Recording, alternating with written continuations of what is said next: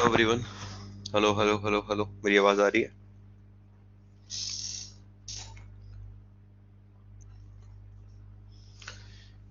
यार एक extra class मैंने लगवा ली, वो सुबह वाली क्लास हमारी 1.25 घंटे के आसपास ही हुई थी। तो कल डे बिफोर यस्टरडे और आज की जो क्लास की बर्फाई है, फैमिली मैन सीरीज से आए। ओके, चलो ठीक है, फोकस करें कंटेंट पे। हम लोग क्या कर रहे थे? एनईएफटी और आरटीजीएस पे काम कर रहे थे। ओके, अपने सवालों को जरा थोड़ी देर के लिए अपने पास रखिएगा, चीजों को समझते हैं। ठीक है, पहले चीजों को समझते हैं, फिर यहाँ पर सारी चीजों को डील करेंगे आगे।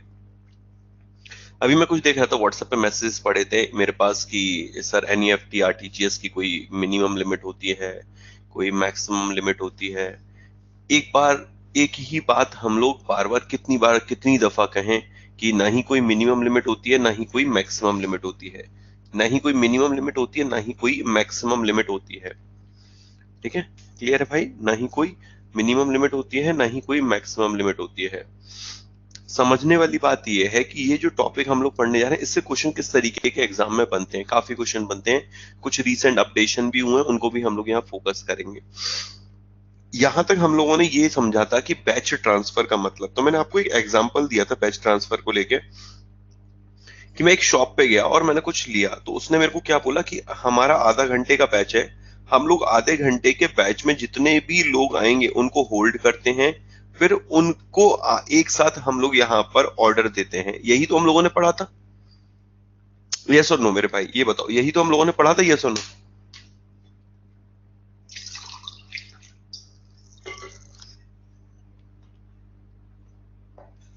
यही पढ़ा था हम लोगों ने। यही एनईएफटी में चलता है। एनईएफटी में भी किसी सेम इसी तरीके से बैचेस होते हैं। एक अगर हम लोग बोले, एक्स्ट्रा क्लास की रिकॉर्डिंग मिलेगी मिलेगी, ओके। अगर हम लोग बोलें कि एनईएफटी की बात करें, तो एनईएफटी में ये भी नहीं होगा, 24 आवर्स की बात कर लेते हैं। तो 24 आवर्स में टोटल मिलाकर कितने बैचेस होंगे? अगर एक आधा घंटे का है, अगर एक बैच आधा घंटे का, तो टोटल मिलाकर कितने होंगे? 48। तो एनईएफटी में जो पैसे ट्रांसफर होते हैं बैचेस में होते हैं, और टोटल मिलाकर कितने बैचेस है? 48। ये आपके एग्जाम का क्वेश्चन बना था कि टोटल मिलाकर एनईएफटी में बैचेस कितने? 48 बैचेस हैं। ओके, इसके अलावा एनईएफटी में जो मिनिमम कोई भी लिमिट नहीं, मतलब आप 1 रुपया 2 रुपया कितना भी ट्रांसफर कर सकते हो। वो एक अलग बात है कि मैक्सिमम इंडिविजुअल बैंक ने सेट कर रखी हो, मैक्सिमम इंडिविजुअल बैंक ने सेट कर रखी हो, बट एज पर आरबीआई नो लिमिट। आरबीआई के अनुसार कोई भी लिमिट नहीं है। क्लियर भाई? सर डाउट क्लास कब लोगे? मनदीप ये भी स्केड्यूल नहीं थी, फिर भी लिए ना। आई नो कि यार मुझे क्या करना है, डोंट वरी, मैं समझ रहा हूँ आप लोगों के मन में बहुत सारे डाउट हैं। इस वीक में ये सारी चीज अब रिजॉल्व हो गई हैं, बिल्कुल प्रॉपर चलेंगी। ओके, 24 घंटे काम करता है। एनईएफटी पहले 24x7 काम नहीं करता था, आरटीजीएस भी पहले 24x7 काम नहीं करता था। अब ये 24x7 काम करता है, मतलब हॉलीडेज पे भी ये काम करता है। इवन हॉलीडेज के अलावा भी हम लोग बोले कि ये इवन हॉलीडे ही बोलेंगे, हॉलीडे मतलब तो ये सब कुछ इंक्लूड हो गया आपका। किसी भी तरीके का हॉलीडे हो, संडे हो, गैजेटेड हॉलीडे हो, इवन किसी भी तरीके का हॉलीडे हो, दिवाली होली, सब दिन काम करता है एनईएफटी, मतलब 24x7 काम करता है। कब से स्टार्ट हुआ है 24x7 काम करना?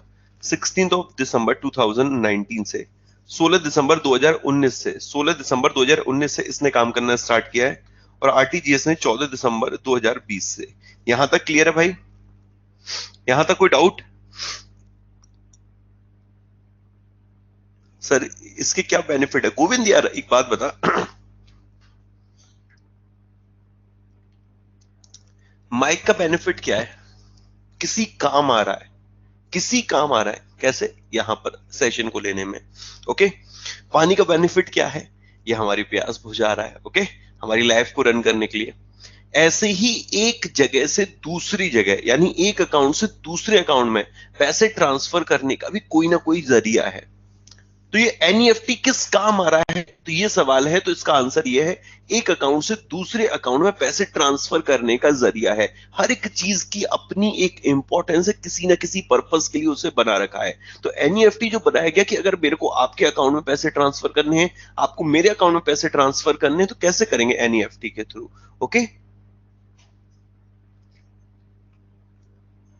क्लियर है?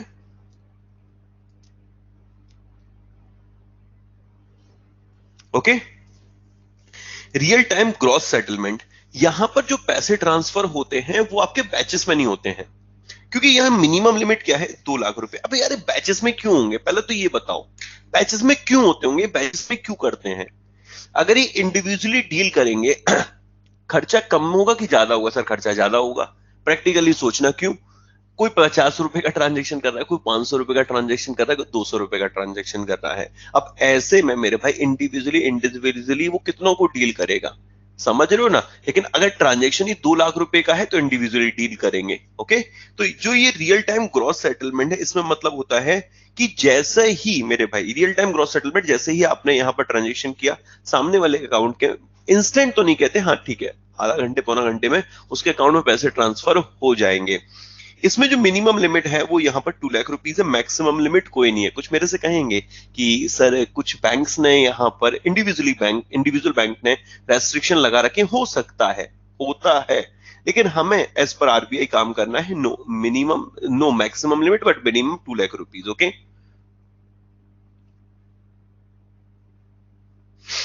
क्लियर है भाई?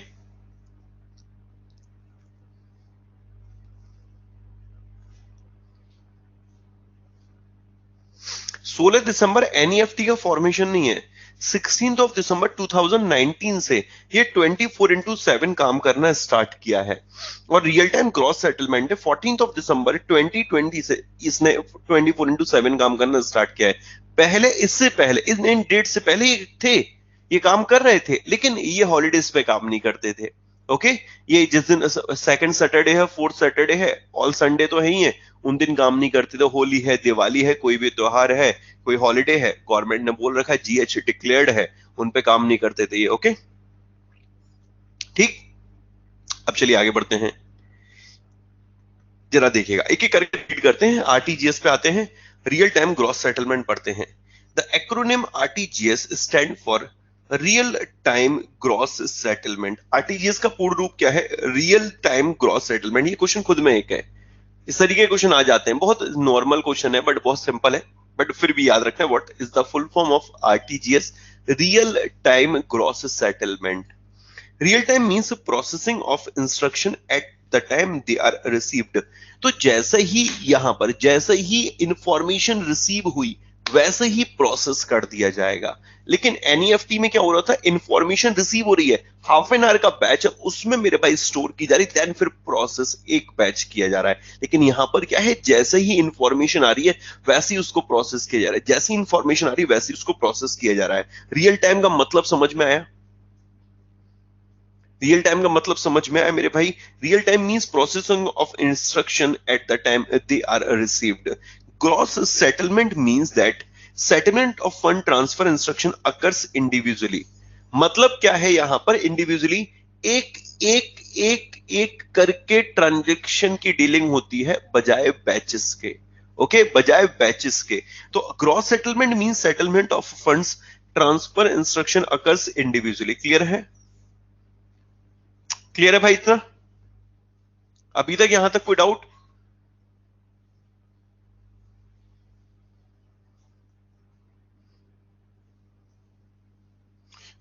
Okay, next. In RTGS, the transaction are processed continuously on the transaction by transaction basis throughout the day. भाई ट्रांजेक्शन चलता रहता, वही बात दोबारा घुमा फिराकर वही शब्दों को दूसरी लैंग्वेज में बोल रहे हैं। RTGS is available 24/7 365 with effect from 14 दिसंबर 2020। ये क्लियर हुआ? ये क्लियर हुआ?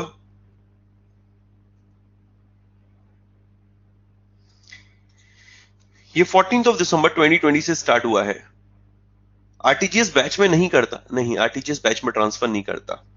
RTGS system primarily meant for large value transaction. जब मिनिमम ही मैंने 2 लाख बोल दिया तो इसका मतलब लार्ज वैल्यू ट्रांजैक्शन है। Minimum amount to be remitted through RTGS is 2 lakh with no upper और मैक्सिमम सीलिंग।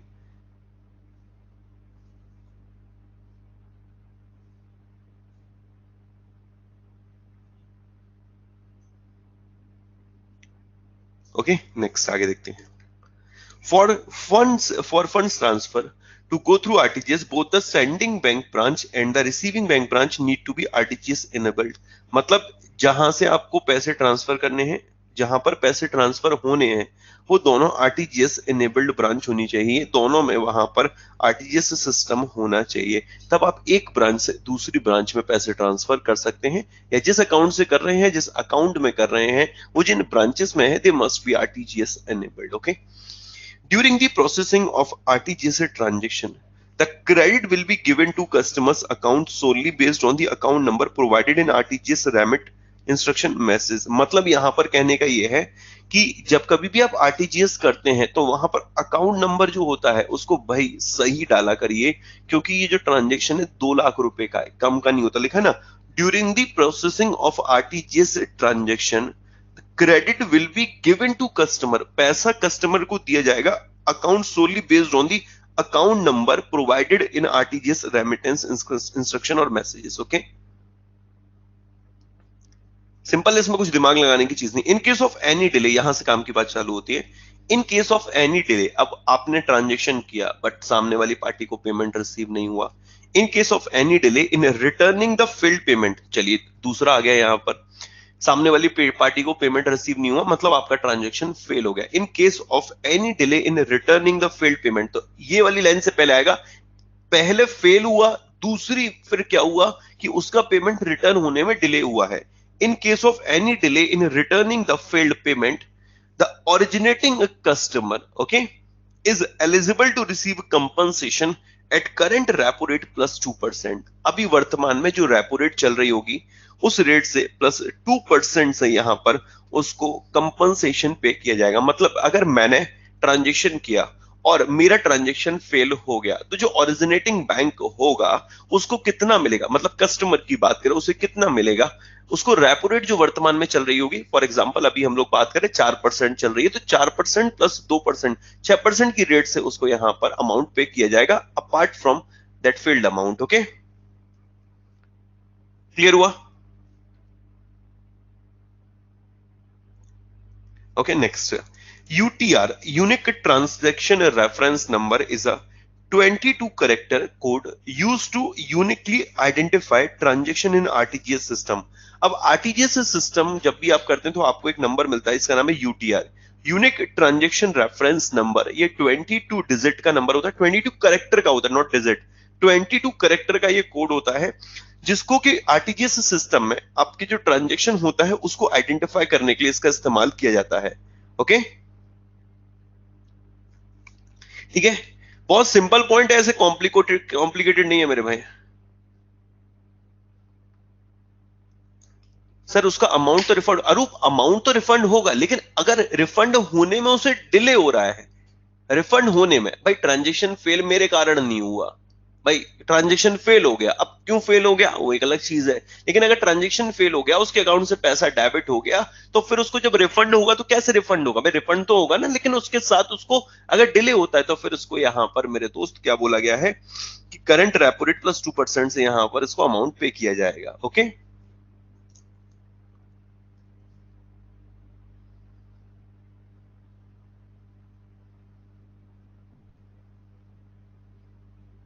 ओके, नेक्स्ट आगे, with effect from 1 July 2019, 1 July 2019 से reserve bank waive the processing charges levied by it for RTGS transaction.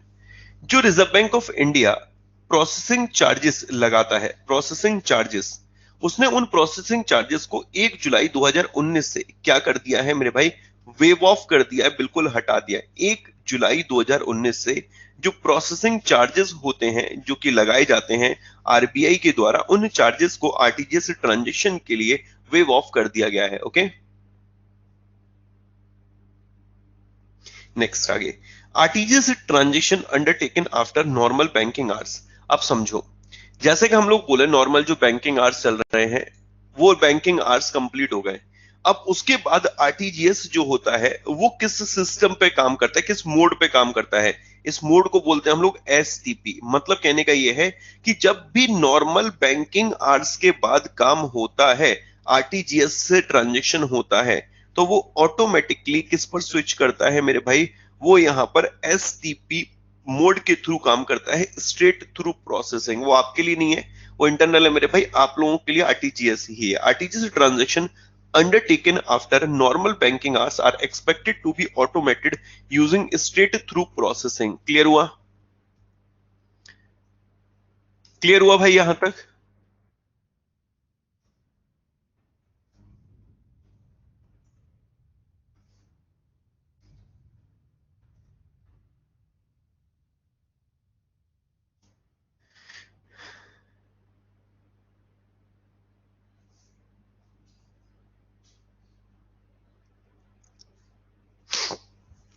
RTGS transaction जो होते हैं, मतलब मेरे समझो, ये एग्जाम क्वेश्चन में पूछी गई थी, एसटीपी की फुल फॉर्म पूछी गई थी कि जो आरटीजीएस से ट्रांजेक्शन होते हैं, real time gross settlement transaction, अगर इनको नॉर्मल बैंकिंग आवर्स के बाद अगर कंटिन्यू करना है, कंटिन्यू तो रहेंगे क्योंकि इनको 24/7 कर दिया गया है, तो ये are expected to be automated using the STP mode. एक एसटीपी मोड होता है, उसके माध्यम से इनको कंटिन्यू किया जाता है, इसको बोलते हैं straight through processing. Okay, straight through processing.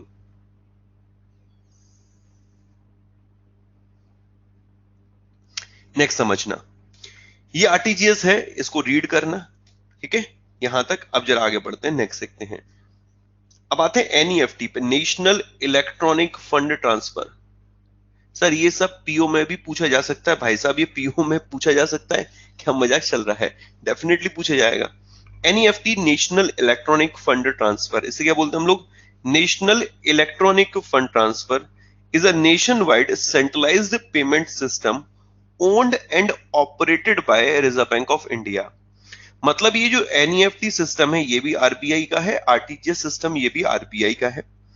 There is no minimum limit. There is no limit imposed by RBI for fund transfer through NEFT system. नहीं कोई मिनिमम लिमिट यहां पर लगाई है, ना ही कोई मैक्सिमम लिमिट यहां पर लगाई है। Yes, the person having no bank account, अगर किसी व्यक्ति का बैंक में अकाउंट नहीं है, कैन रेमिट फंड, वो भी पैसे ट्रांसफर कर सकता है एनईएफटी के माध्यम से किसी दूसरे के बैंक अकाउंट में with another NEFT member bank. Okay, मतलब अगर किसी व्यक्ति का बैंक में अकाउंट नहीं है लेकिन वो किसी दूसरे व्यक्ति के अकाउंट में पैसे ट्रांसफर करना चाहता है, तो वो किसी भी बैंक में जाएगा, वहां पर से कहेगा कि मुझे एक फलाने फलाने व्यक्ति के अकाउंट में एनईएफटी के थ्रू पैसे ट्रांसफर करने हैं, तो क्या हो सकता है? तो वो बोलेगा यस हो सकता है। ओके, हो सकता है मेरे भाई, ठीक। It can be done by depositing cash at the nearest NEFT enabled branch. तो ये कैसे होगा? आपको वॉक इन जाना पड़ेगा, मतलब आपको ब्रांच में जाना पड़ेगा, नियरेस्ट एनईएफटी इनेबल्ड ब्रांच में जाना पड़ेगा किसी भी बैंक के। आप वहां पर कंप्लीट एड्रेस देंगे, टेलीफोन नंबर देंगे, अपना देंगे, सारी चीजें देंगे, उनकी इंफॉर्मेशन देंगे और पैसे ट्रांसफर कर सकते हैं। लेकिन सच कैश ट्रांसफर जो है ये रेस्ट्रिक्टेड है, maximum 50,000 per transaction, 50,000 per transaction. Extra class की रिकॉर्डिंग मिलेगी, सब मिलेगी। एक्स्ट्रा क्लास मतलब ये नहीं कि ये लाइव है, हर सेशन अपने में इंपॉर्टेंट है। एक्स्ट्रा क्लासेस ये पहली है, ऐसी मैं और बीच में कंडक्ट करूंगा, क्योंकि जो अपना एक दो क्लासेस मिस हुई हैं, जो ये खराब हुई हैं, उनको कंप्लीट करना है।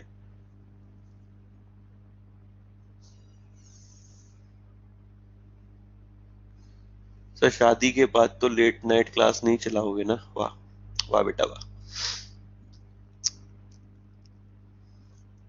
क्यों नहीं चलाएंगे भाई?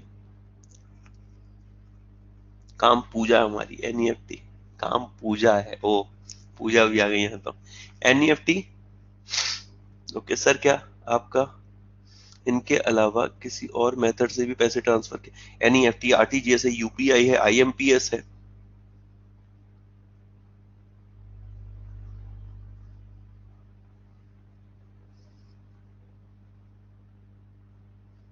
ओके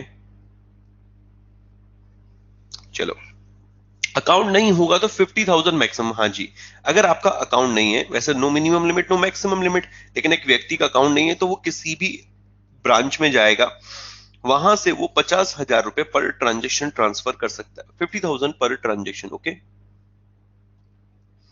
अब जरा देखिए, outbound remittance through NEFT system are permitted only. अब देखो यहां पर एक और इंटरेस्टिंग चीज आ गई, इस पे आएंगे अभी हम लोग, लेकिन हम लोग यहां पर बोले ये वाला पॉइंट देखो, ये आउटबाउंड वाला भी छोड़ दो, आउटबाउंड वाला, ठीक है, क्योंकि इसमें फिर कंफ्यूजन हो जाएगा। एक मिनट रुको जरा, अभी से मैं पढ़ाऊंगा। हाँ, NEFT system is available round the clock through out the year on all days. कब से स्टार्ट हुआ है? 16 दिसंबर 2019 से। कितने बैचेस है इसमें? टोटल मिलाकर 48 बैचेस हैं। टोटल मिलाकर 48 batches. NEFT presently operate in batches in half yearly interval through out the day. अब आधा घंटे का एक बैच है तो टोटल मिलाकर कितने बैच हो गए? 48। ठीक है, 48 बैचेस हो गए। इसमें भी क्या है, वही UTR number is 22 character code use to uniquely identify transaction in NEFT system. NEFT system में भी यहाँ पर 22 करेक्टर का कोड होता है यूटीआर, वो यहाँ पर दिया जाता है।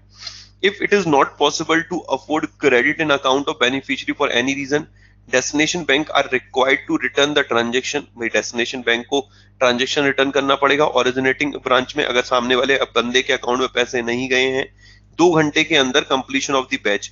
बैच कंप्लीट होने के 2 घंटे के अंदर, भाई बैच कंप्लीट हो गया 2 घंटे के अंतर्गत, उसे क्या, अगर उसके व्यक्ति के अकाउंट में, भाई बैच कंप्लीट हो गया ठीक है, लेकिन बैच कंप्लीट होने के बाद भी उसके व्यक्ति के अकाउंट में पैसे ट्रांसफर नहीं हुए, तो जो भी डेस्टिनेशन बैंक होगा, भाई जो भी डेस्टिनेशन बैंक के पास तो पहुंच गए बट इस व्यक्ति के अकाउंट में नहीं पहुंचे, तो जो डेस्टिनेशन बैंक होगा वो क्या करेगा, जिस बैंक से पैसा आया होगा वहां पर पैसे ट्रांसफर करेगा। Okay,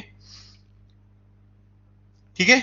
if NEFT transaction is not credited और रिटर्न विद इन 2 आवर्स, अगर 2 घंटे के अंतर्गत ट्रांजेक्शन नहीं रिटर्न होता, नहीं क्रेडिट होता है after batch settlement, then the bank is liable to pay penal interest. भाई बैंक को यहाँ पर पेनल इंटरेस्ट पे करना पड़ेगा। किस रेट से? यहाँ पर तो देखिए वही repo rate plus 2%, repo rate plus 2%। Okay, same RTGS और एनईएफटी वाला है मेरे भाई, सेम आरटीजीएस और एनईएफटी वाला, कोई बिल्कुल ज्यों की तो है, बिल्कुल अंतर नहीं है यहाँ।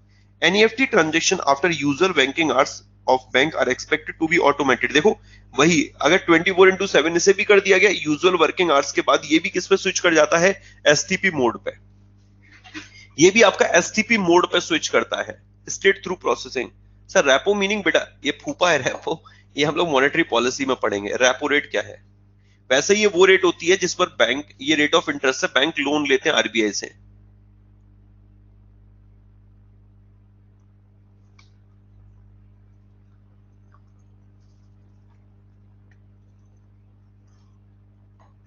वही एसटीपी है ये।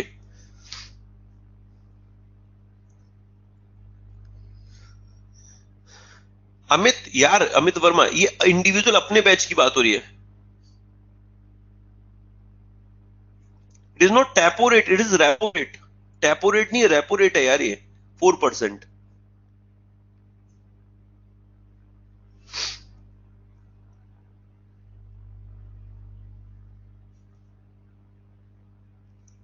ओके, अब जरा बढ़ते हैं। अब यार देखिए एक चीज की हमें समझनी है यहाँ पर कि एनईएफटी से जो पैसे ट्रांसफर करने की सुविधा है वो भारत से सिर्फ एक देश में है, नेपाल। भारत से नेपाल में पैसे ट्रांसफर करने की सुविधा है। मतलब यूं कहने का है यहां पर अर्थ कि अगर एनईएफटी से हम लोग बात करें, या क्या एनईएफटी आरटीजीएस में से किसी से विदेशों में पैसे ट्रांसफर किए जा सकते, तो आंसर बनता है यस, वो भी सिर्फ एनईएफटी से, और एनईएफटी से भी सिर्फ किस देश में? ये है नेपाल। ओके, नेपाल, और कुछ नहीं। अब जरा समझना, इंडो नेपाल, इसे बोलते हम लोग Indo Nepal remittance facility, is a cross border remittances scheme to transfer funds from India to Nepal.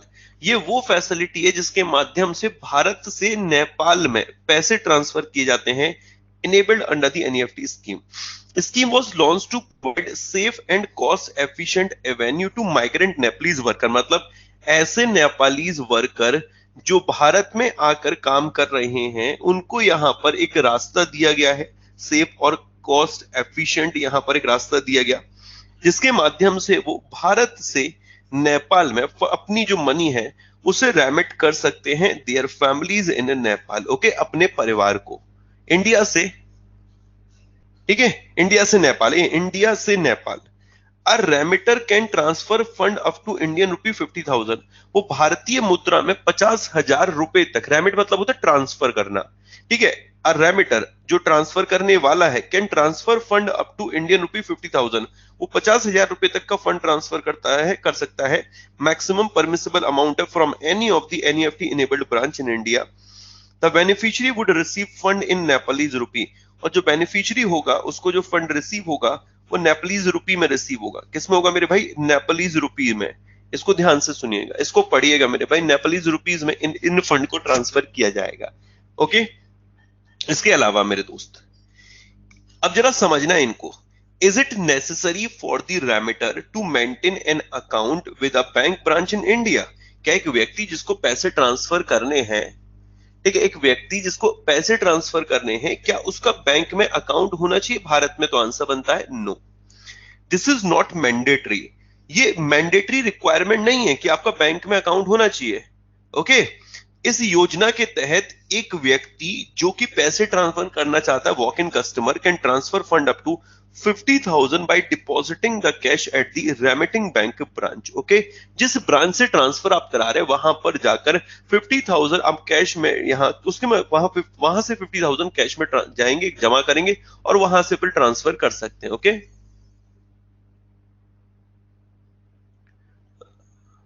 Garg साहब एक बार मैं देख लूंगा कि ये जो यूटीआर 16 डिजिट का है किसका है। ओके।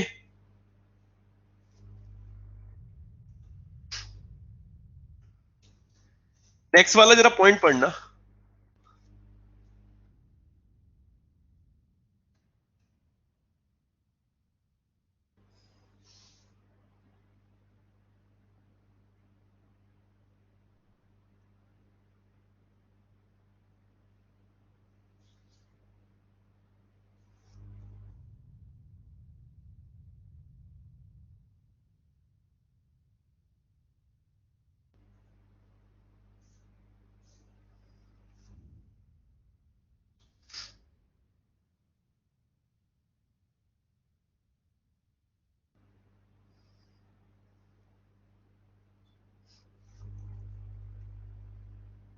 क्लियर है?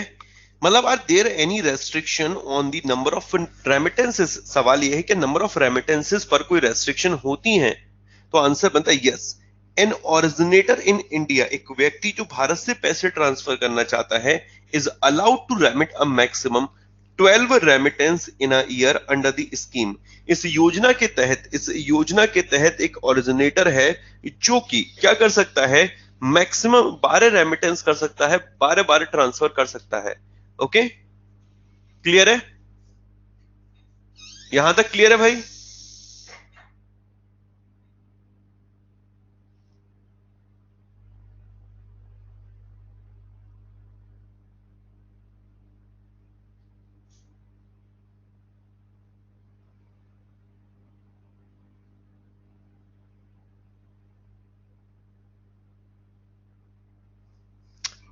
Okay. Does beneficiary need to maintain an account with a bank branch in Nepal? Answer by the no. Even this is not mandatory.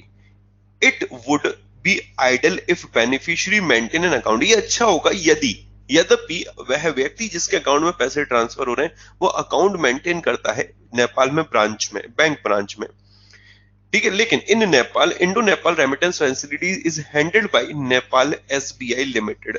जो इंडो नेपाल रेमिटेंस फैसिलिटी है, इसको कौन हैंडल करता है?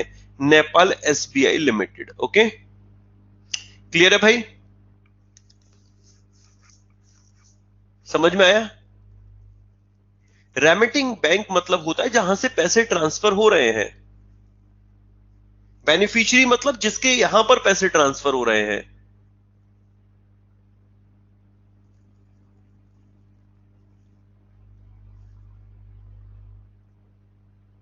मतलब ये कहा गया है कि एक व्यक्ति, डज द बेनिफिशियरी, वो व्यक्ति जिसके अकाउंट में पैसे ट्रांसफर होने हैं, क्या उसका नेपाल में बैंक की ब्रांच में अकाउंट होना जरूरी है? तो आंसर बनता है no. Even this is not mandatory. ये अनिवार्य नहीं है कि जिस व्यक्ति के अकाउंट में जिस व्यक्ति को पैसे देने हैं उसका बैंक में अकाउंट होना चाहिए।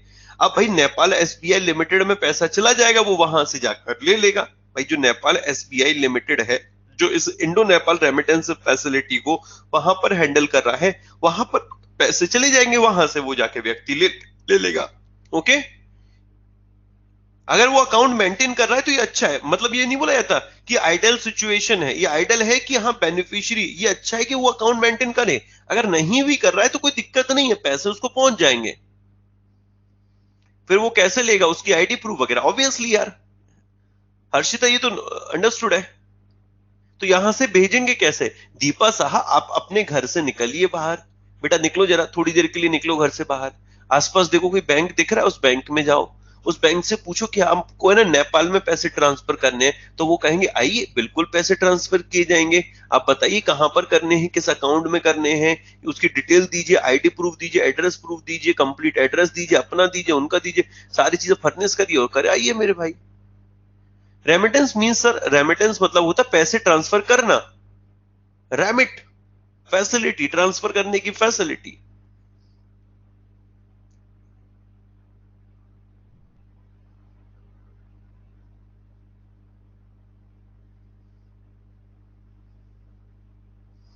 यश भाई बिल्कुल कर सकता है, और पहले वाले सवाल का आंसर अभी मुझे खुद नहीं पता। तो आप तो कह रहे हैं अकाउंट होना जरूरी नहीं है, तो दीपा साहब मैंने भी कब कहा अकाउंट होना जरूरी है? आप वॉक इन, आप जाइए ना, आप जाइए बैंक में जाइए तो सही, एक बार पता तो करिए, बैंक पे जाकर पूछिए उनसे क्या मैं भाई पैसे ट्रांसफर कर सकती हूँ, किसी भी बैंक में चले जाइए, आपका अकाउंट हो या ना हो।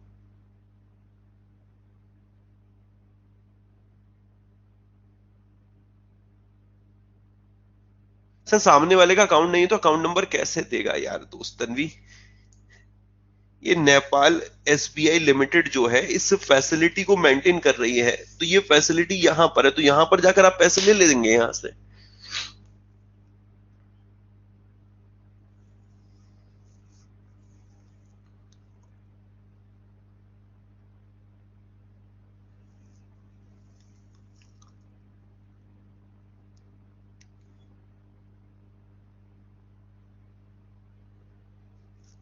Does beneficiary need an account with bank branch इन नेपाल? तो आंसर बनता है नो यार, मैंडेटरी नहीं है।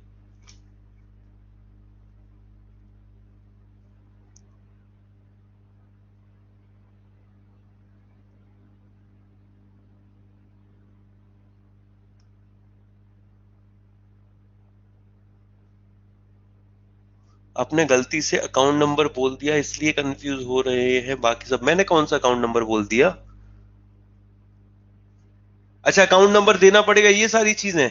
अरे भाई अबे यार, ये जहां रेमिटेंस फैसिलिटी कॉमन हैंडल कर रहा है वहां का तो अकाउंट नंबर देंगे, इस बंदे का अकाउंट नंबर नहीं। ए भाई, ये सीधी बात तो मैं समझ में क्यों नहीं आती है?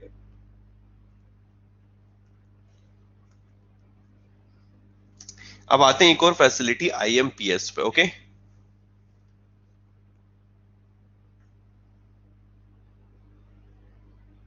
चलो, इमीडिएट पेमेंट सर्विस आईएमपीएस, इसको रीड करिए जरा, इसको रीड करिए। मुझे सुबह की भरपाई करनी है, मैं 2.5 घंटे 1.5 घंटे की क्लास नहीं लूंगा, डोंट वरी।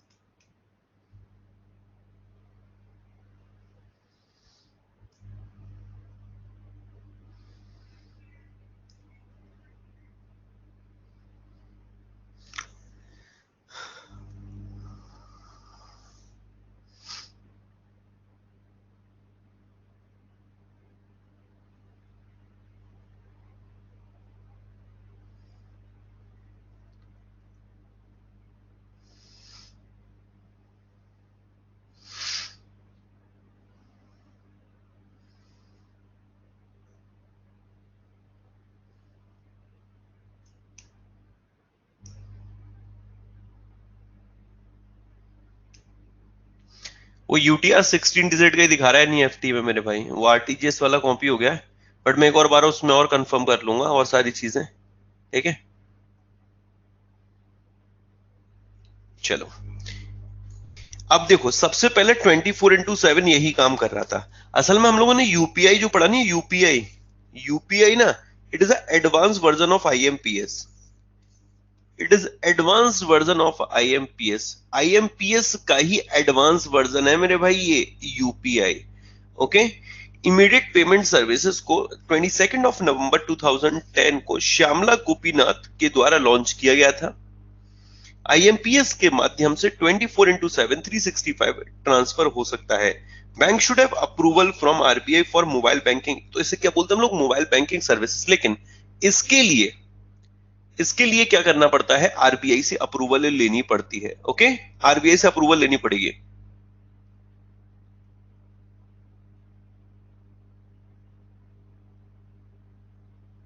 ओके, ये क्लियर है भाई? यहां तक क्लियर है सभी के?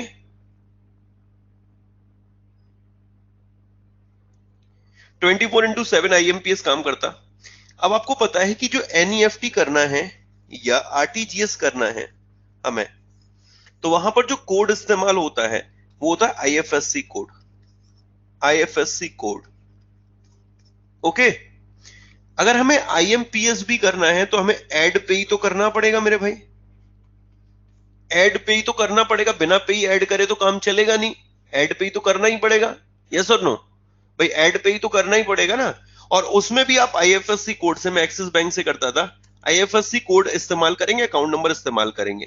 लेकिन इसमें एक और कोड इस्तेमाल होता है, वो है MMID। MMID इसे बोलते हैं mobile money identifier. Okay, MMID इसे बोलते हैं mobile money identifier. Okay, mobile money identifier also known as MMID is a 7-digit unique number that allow user for immediate payment services. Okay, ये कहीं ना कहीं यूजर को अलाउड करता है कि वो IMPS जो सर्विस है इसका लाभ उठा सकता है, इस कोड के माध्यम से ट्रांजैक्शन को अकम्प्लिश कर सकता है। यूपीआई एंड आईएमपीएस में डिफरेंस क्या है बेटा? आईएमपीएस क्या है कि जैसे कि आप, मैं एक्सिस बैंक की एप्लीकेशन है उससे आईएमपीएस कर रहा हूं। ओके, लेकिन अगर मैं यूपीआई कर रहा हूं ना, यूपीआई का इस्तेमाल कर रहा हूं, तो यूपीआई में मल्टीपल बैंक अकाउंट को लिंक कर सकता हूं। समझ में? यूपीआई में मल्टीपल बैंक अकाउंट को लिंक कर सकता हूं, चाहे आप इंट्रा करें चाहे आप इंटर करें। यूपीआई ऐप में आप क्या करेंगे कि आप चाहे किसी भी बैंक में ट्रांसफर कर रहे हैं, उसके मोबाइल नंबर से आप इजीली ट्रेस कर सकते हैं ट्रांसफर करने के लिए। सर श्यामला गणेश वाज, हाँ, श्यामला गोपीनाथ वाज न्यूज, वो यूनिवर्सल बैंक और जो स्मॉल फाइनेंस बैंक है उसकी एप्लीकेशन के रिगार्डिंग इनको उस कमिटी का हेड बनाया गया था। ठीक है, मोबाइल मनी आइडेंटिफायर, मतलब ये आईएमपीएस जो था मेरे भाई, एनईएफटी आरटीजीएस काम कर रहा है, आईएमपीएस आया, आईएमपीएस 24/7 आया, लेकिन आईएमपीएस के 24/7 आने के बाद एनईएफटी और आरटीजीएस को भी यहां पर 24/7 कर दिया है। ठीक है भाई, क्लियर है? मोबाइल मनी आइडेंटिफायर, ये मैंने मैसेज लिख दिया, mobile money identifier also known as MMID, 7-digit unique number that allow the user for immediate payment service. Okay, ठीक है, क्लियर भाई? आईएफएससी क्लियर है हमारा, यहां पर MICR क्लियर है, इंडो नेपाल इसके डाउट अभी लिए नहीं है, आरटीजीएस क्लियर है हमारा, ये डेटा कंप्लीट है। ठीक है, NIPL ये भीम आधार पे क्लियर हो गया, CTS डन चल रहा है हमारा, check truncation system, Bharat bill pay बाकी है, पाई डन है अपना, Aadhaar enable payment system clear है, AEPS। अब जरा *99# पे आ जाते हैं, ये सब क्लियर है यहां तक। *99#, ये क्या है? अगर आपके पास मल्टीमीडिया फोन नहीं है, स्मार्टफोन नहीं है, आपके पास नॉर्मल फोन है जिसमें इंटरनेट नहीं चलता, उसके माध्यम से भी आप ट्रांजैक्शन कर सकते हैं। ओके, और ये जो सुविधा है किस तरीके से आप यूज करेंगे? *99# यूएसएसडी बेस्ड एक मोबाइल बैंकिंग सर्विस है national payment corporation of India की। UPI is now available for non internet based mobile devices. मतलब अब यूपीआई सर्विस जो है ये non internet based mobile devices के लिए भी उपलब्ध है। मतलब स्मार्टफोन के लिए तो अवेलेबल थी, ये बेसिक फोन के लिए भी अवेलेबल है। Okay, in the form of dialing option *99#। अब ये जियो इसकी फैसिलिटी नहीं देता, अब हर कोई इंटरनेट हर कोई नहीं देता। एयरटेल ये सुविधा दे रहा है कि आप *99# के माध्यम से आप पैसे ट्रांसफर कर सकते हैं। इसी को बोलते हैं USSD 2.0, unstructured supplementary services data. Unstructured supplementary services से डेटा। अब आप कर क्या सकते हैं? फाइनेंशियल सर्विसेज, आप पैसे ट्रांसफर कर सकते हैं मोबाइल नंबर के माध्यम से, पैसे ट्रांसफर कर सकते हैं यूपीआई आईडी के माध्यम से, आप पैसे ट्रांसफर कर सकते हैं आधार नंबर के माध्यम से, आप पैसे ट्रांसफर कर सकते हैं अकाउंट नंबर आईएफएससी कोड के माध्यम से। देखो मोबाइल भी है, UPI ID, Aadhaar number, account number, IFSC code. Requesting money मतलब आप पैसे मंगा सकते हैं यूपीआई आईडी के माध्यम से, मोबाइल नंबर के माध्यम से। ये फाइनेंशियल सर्विसेज थी। नॉन फाइनेंशियल सर्विसेज में क्या है? आप अपने अकाउंट का बैलेंस चेक कर सकते हैं, यूपीआई पिन सेट कर सकते हैं, यूपीआई पिन चेंज कर सकते हैं, आखिरी 5 ट्रांजेक्शन देख सकते हैं। इसी तरीके से वैल्यू एडेड सर्विसेज की बात करते हैं तो इसमें क्या करेंगे आप? *99 हैश डायल करेंगे, आधार का लिंकिंग स्टेटस देख सकते हैं कि आपके बैंक अकाउंट से लिंक है कि नहीं। प्रधानमंत्री जनधन योजना में अकाउंट ओवरड्राफ्ट स्टेटस आप देख सकते हैं कि आपको अलाउड कर दिया गया नहीं कर दिया गया है। तो ये सारी सुविधाएं, देखिए कितनी सारी सुविधाएं हैं, इंटरनेट की जरूरत भी नहीं है। अगर कोई से आपको पैसे मंगाने हैं तो उसने उससे कहो कि भाई यार पैसे ट्रांसफर कर दे, वो क्या नहीं यार अभी मेरे ना इंटरनेट नहीं चल रहा, मैं पैसे ट्रांसफर कर नहीं सकता। उससे कहो भाग बोड़बक, तुझको फिर तो कुछ आता ही नहीं है, तुझको कुछ पता ही नहीं है, तू तो उल्लू है। अबे सुन, तेरे पास जो फोन है ना उसमें लिख *99#, उसके बाद मैं बताता हूँ तुझे मेरा अकाउंट नंबर, या तुझे मैं बताता हूँ मोबाइल नंबर मेरा यूपीआई से लिंक है, यूपीआई आईडी बताऊंगा, आधार नंबर बताऊंगा, तो तुरंत की तुरंत पैसे ट्रांसफर कर देगा। समझे? समझे मेरे भाई? असल में मैंने एक बार कोई बिल पे किया था इसके थ्रू ही, वो मैं कॉल नंबर, उससे फोन आया था मेरे पास, उसने कहा था आपका बिल ड्यू हो गया है, आप बिल पेमेंट कर दीजिए। तो फिर मैंने कहा यार मुझे बता दे कोई लिंक, कह रहे लिंक विंक छोड़िए मैं आपको बताता हूँ तरीका क्या है। तो उसने बोला ये डायल करिए, मैंने डायल किया ऐसे ऐसे करके, उसने बताया ऐसे कर दिया, मेरा भाई मेरा ट्रांजेक्शन डन हो गया था।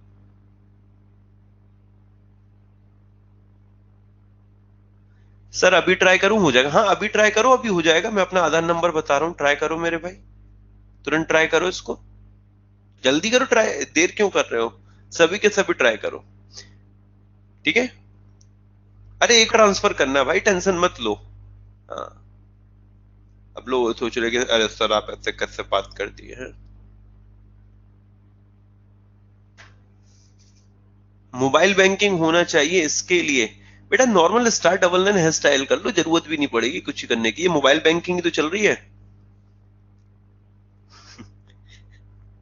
आरएस शर्मा तेरे घर पे भेजूंगा मैं, ये तू यस शर्मा जो बोल रहा है कि मैं आरएस के लिए आपको 190 रुपए भेज रहा हूँ, ठीक है? मैं उसमें एक जीरो और बढ़ा के भेजूंगा कि आंटी एक डंडा खरीदो, और उस डंडे में वो जो नहीं लोहे के तार होते हैं, वो लोहे के तार लगाओ, और उन लोहे के तार को मैं करंट दौड़ाओ, और इनको तोहफा कबूल करवाओ, ठीक है? फिर अगले दिन सेशन तुम बैठ के ना देख नहीं पाओगे। समझ में आ रहा है? तो यहां तक क्लियर हुआ, ठीक है? अब जरा सुनते हैं यहां पर। अब ये भारत बिल पे क्या है? भारत बिल पे अब इसके लिए भी एक सब्सिडरी बना दी गई है। ये जो भारत बिल पे है इसके लिए सर इनवैलिड एमएमआई कोड बता रहा है। एमएमआई कोड मतलब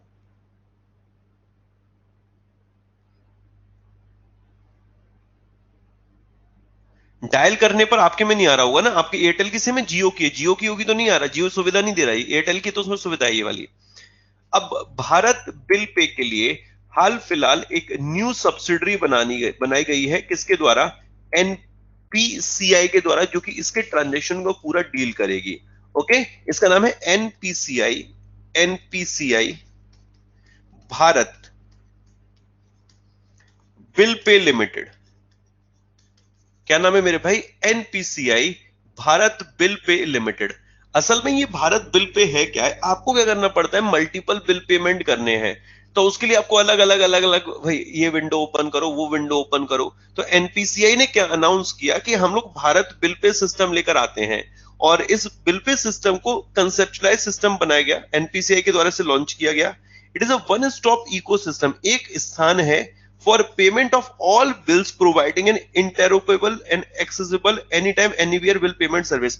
मतलब एक ऐसी सुविधा जिसके माध्यम से आप कहीं से भी कभी भी बिना रुके मेरे भाई पेमेंट कर सकते हैं, भारत में कहीं पर भी। ओके, तो अपने सारे बिल का पेमेंट करने के लिए भारत बिल पे सिस्टम एनपीसीआई के द्वारा, national payment corporation of India के द्वारा लॉन्च किया गया।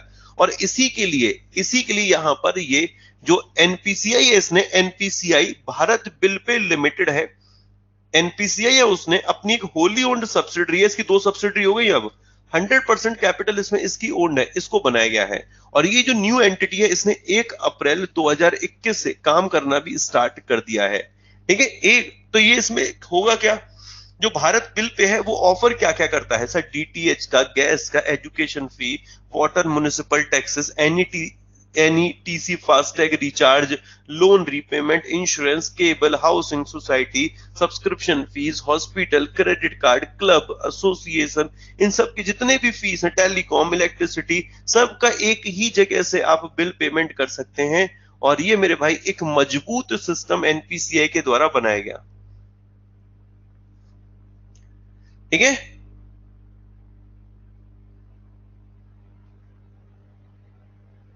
ठीक है।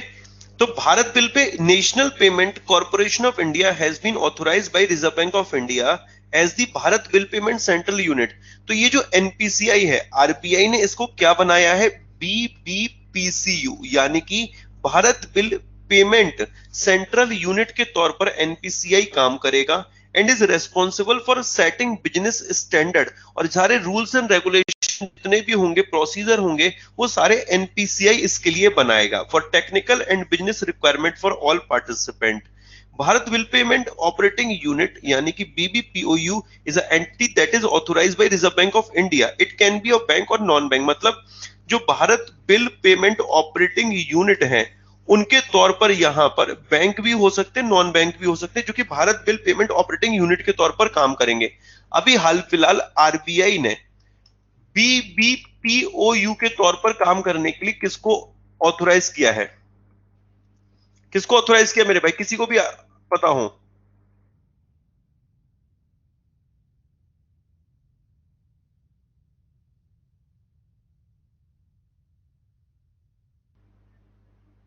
ओके,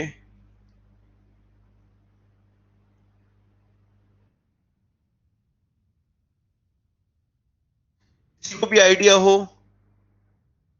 बजाज फाइनेंस नहीं।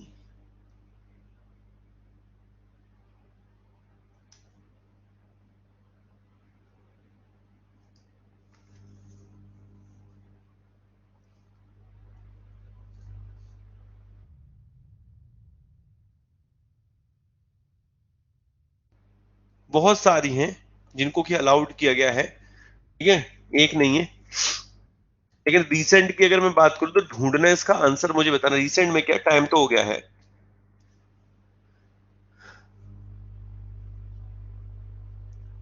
उप्स, वो तो पीपीआई मॉडल था, हाँ वो वक्रांगी, वेल्डन चेरी, वेल्डन मेरे भाई, वक्रांगी, ओके, वक्रांगी। ठीक है, वक्रांगी को यहां पर अलाउड किया गया था बीबीपीओयू के तौर पर काम करने के लिए।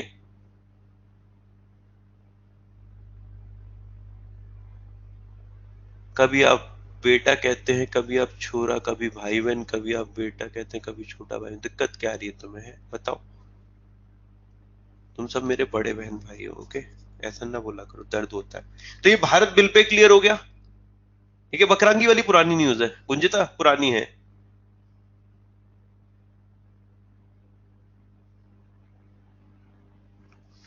ठीक है, तो ये एनपीसीआई के हम लोगों ने जो मल्टीपल प्रोडक्ट हैं वो कंप्लीट कर लिए। इनमें जो एक प्रोडक्ट हमारा बचता है एनपीसीआई का भी, उसमें सिर्फ एक बचता है, NACH, national automated clearing house. Okay, उससे पहले ये बता देता हूं बैंक का इंश्योरेंस क्या है। जब कभी भी कोई बैंक जब कभी भी कोई बैंक किसी ब्रांच के जब कभी भी कोई बैंक किसी इंश्योरेंस कंपनी के प्रोडक्ट को, अब इंश्योरेंस कंपनी के प्रोडक्ट क्या होते हैं, इंश्योरेंस पॉलिसी। जब कभी भी कोई बैंक इंश्योरेंस कंपनी के प्रोडक्ट को यानी कि इंश्योरेंस पॉलिसी को अपनी ब्रांच से सेल करता है तो इसको बोलते हैं बैंक का इंश्योरेंस। ओके, बैंक जब इंश्योरेंस की सर्विस भी दे रहा है अपने यहां से तो इसे बैंक का इंश्योरेंस। आज सुबह ही पढ़ाया था, भारतीय एक्सा ने एक कोलैबोरेशन किया है शिवालिक मर्केंटाइल कोऑपरेटिव बैंक के साथ, जिसमें कि ये इस भारतीय एक्सा के प्रोडक्ट को अपनी ब्रांचेस से सेल करेगा। आज सुबह ही पढ़ा था हम लोगों ने,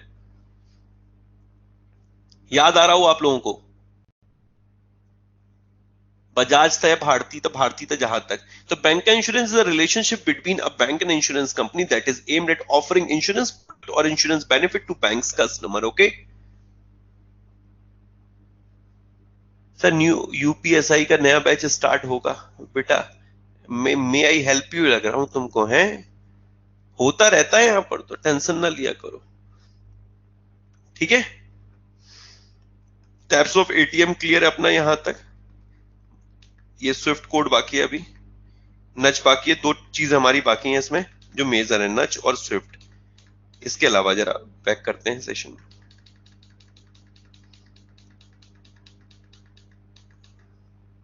एक एक्स्ट्रा क्लास और लगाऊंगा मैं तुम्हारी इसमें, इसके डाउट के साथ एक्स्ट्रा क्लास खत्म करेंगे। ये टाइप्स ऑफ बैंकिंग हम लोगों का बाकी है, इसे होल्ड करते हैं अभी। बाकी ओम्बड्समैन स्कीम डन है, बैंकिंग ओम्बड्समैन डन है, इसमें एक अपडेशन आया था वो करना है, ठीक है। तो ये आज हम लोगों की क्लास जो एक्स्ट्रा थी सुबह, जो मिस हो गया था थोड़ा बहुत, वो यहाँ से कराती, अभी करवा दो सर। बेटा आंचल पॉसिबल नहीं है ना, मुझे अभी करंट अफेयर्स, अभी ये जो एक्स्ट्रा क्लास ली 1 घंटे की ही मेरा टारगेट सेट किया था, 1 घंटे लेना है। ओके, अब मुलाकात करेंगे हम लोग। अब आज हमारा क्या है, फ्राइडे है, MWF हो गया। अब मंडे को मुलाकात करेंगे। इस दौरान अगर मुझे लगा एक एक्स्ट्रा क्लास और लेनी है, जहां तक मेरा हो सकता है मैं 1 घंटे की एक्स्ट्रा क्लास लेके ये वाला कंप्लीट अपना करा दूं, जितना भी ये पोर्शन बाकी है, और इसके साथ ये अपना cash credit overdraft bill discounted है उसको देख लेंगे। Okay, make it days complete हो गए, मेक इट डेज कंप्लीट करा तो ये सुबह करा दिए कंप्लीट। चलो कल मुलाकात करते हैं सुबह 7 बजे। राधे राधे दोस्तों, अपना ख्याल रखिएगा।